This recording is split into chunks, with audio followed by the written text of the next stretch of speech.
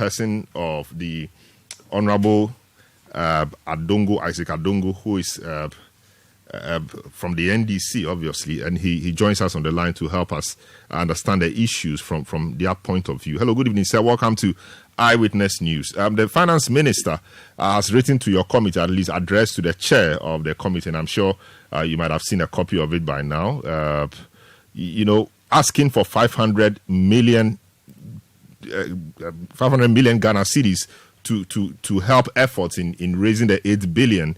They want to help the country avert the food crisis. Your initial thoughts on this, sir? Yeah, good evening to you and good evening to your listeners. Yes, the Finance Ministry triggered Article 1771 of the Constitution, which says that when the case of an emergency for which there is no identifiable budgetary allocation to deal with the matter, the Ministry of Finance may make application to the Finance Committee for the government of Ghana to advance an amount of money under the contingency fund to the ministry to deal with that matter. And today they invoked that provision and appeared before us to put before us an emergency that they believe did not have any budgetary allocation and for which they want the committee to approve those sums of money. The committee unanimously agreed that certain compliance issues must be met with. One, in 2020, during the COVID era, the committee was called upon at the time to advance an amount of $200 million from the stabilization fund into the contingency fund, which at the time with the exchange rate amounted to $1.2 billion. We requested that they furnish us with the status of that advance.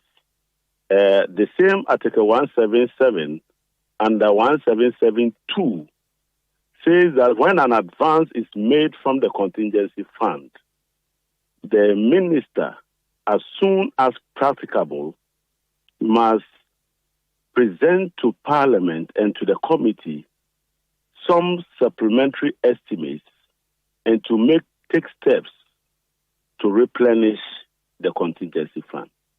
What that means is that the 1.2 billion Ghana cedis that was advanced under the contingency fund to deal with the COVID-19 should have been replenished as soon as possible. We are 4 years into the disbursement of that 1.2 billion. We requested the ministry to give us an update as to the status of the replenishment of those funds. That is one. Two, we requested that they provide us with a regional breakdown in addition to district and community breakdown, and possibly the people, if they now have them, who would benefit from such support. Third, we noticed that the budget that they submitted to us was the budget for the entire fiscal implication of the action, which is the 8.36 billion Ghana cedis. But we are not funding the 8.36 billion. We are funding 500 million Ghana cedis.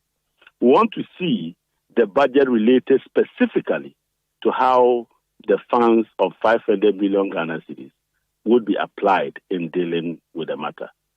So those are the concerns that we raised. The committee did not take a decision whether or not to reject or approve it, but will take a decision subject to the provision of that data and the message that data conveys to the committee. I see. That's quite a tall order. Very important, but quite a tall order. So given that it's an emergency, it's drought, food insecurity, looming, etc., is there nothing the committee could do to expedite the release of the money whilst it waits for the reports you've called for to come? Remember that the emergency is about drought. They are not looking for this money to go and buy rain. You need to understand that. It is not as if they are looking for money to buy rain to improve the farms that are being devastated because of drought.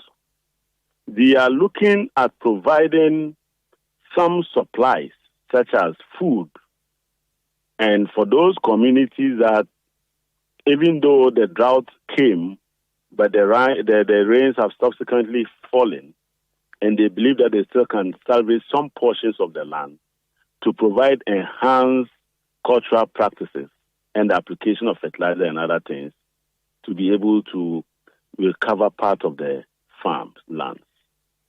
So, as far as we are concerned, we are not the people now to determine how quickly that application can be considered. It is for the ministry who should have complied with Article 1772, which said that when they took the 1.2 billion, they would have replenished that advance as soon as practicable. I don't know whether as soon as practicable is 4 years, and we are dealing with 4 years now. So the ball is in their courts. You said that there's famine. You have visited the farms. You've gone across the country. Come and tell us what you saw.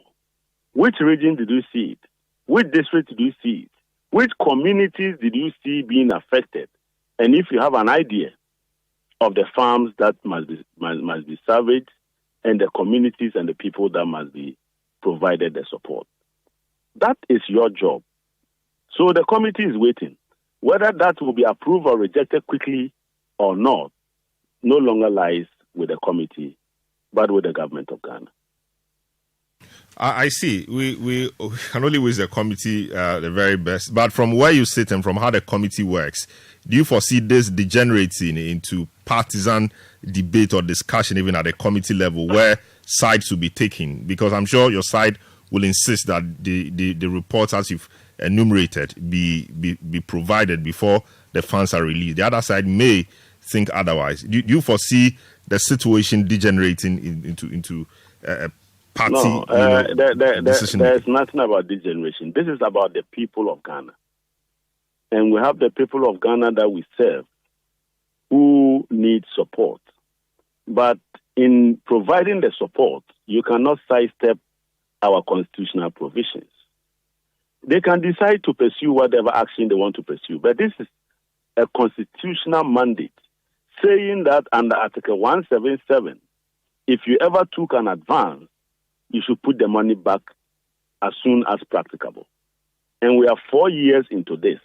If you bulldoze your way, the courts are there for us to go and seek to compel you not to take the money until you have complied with that constitutional provision. You cannot in one breath come under the Constitution to trigger a withdrawal from the contingency fund, and in another breath, you don't want to comply with the constitutional provision that says you must pay the money that you took earlier. Who comes to equity must come with clean hands. So the ball is in the court of the government of Ghana, and there's nothing about degeneration. I just told you that the committee is bipartisan, but we took the view that the matters that we're requesting to be complied with are germane, and both sides agree that even though there's an emergency, we must comply with the requirements of the Constitution. And so we are very clear that as a committee, we would wait to see the information that is provided so that we'll make an informed decision for the interests of the people of Ghana. Very well. Thank you so much, the Honorable Isaac Adongo, who is ranking member on the Finance Committee of Parliament, for speaking to us tonight. Eyewitness News on 97.3 City FM. Some more stories.